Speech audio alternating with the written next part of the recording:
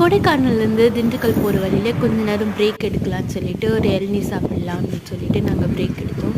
அந்த இடம் ரொம்பவே சூப்பராக இருந்துச்சு, நல்லா காற்றடிச்சிது. அப்புறமா பார்த்தா அந்த இடத்துல மரத்தில் வந்து ஒரு ஊஞ்சல் மாதிரி கட்டியிருந்தது. ஸோ நாங்கள் அங்கே போயிட்டு நல்லா என்ஜாய் பண்ணிகிட்டு இருந்தோம். நல்ல காற்று, நல்லா ஃபன் பண்ணிகிட்டு இருந்தோம். அந்த இளநீர்கார் ரொம்ப ஸ்வீட்டாக இருந்தார். எங்களுக்கு புளியெல்லாம் பறித்து கொடுத்துருந்தாரு. அந்த புளியெல்லாம் நாங்கள் சாப்பிட்றதுக்கே ரொம்ப சூப்பராக இருந்துச்சு. அப்புறம் அவர்கிட்ட நாங்கள் ஜாலியாக பேசிகிட்டு இருந்தோம். அவர் சொன்னார் அவர் வீடு பக்கத்தில் தான் இருக்குன்ட்டு.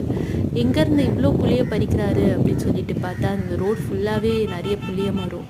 சரின்ட்டு அந்த மரத்தை நாங்கள் போய் பார்க்கும்போது தான் தெரிஞ்சது அதில் நிறைய புளி இருந்தது. அது ரொம்ப நேச்சர் ரொம்ப சூப்பராக இருந்தது, நல்ல காற்று. ஸோ நாங்கள் நல்லா என்ஜாய் பண்ணிவிட்டு நாங்கள் வீட்டுக்கு வந்தோம். ஸோ உங்களுக்கு இந்த வீடியோ பிடிச்சிருந்தா லைக் பண்ணுங்கள், சப்ஸ்கிரைப் பண்ணுங்கள்.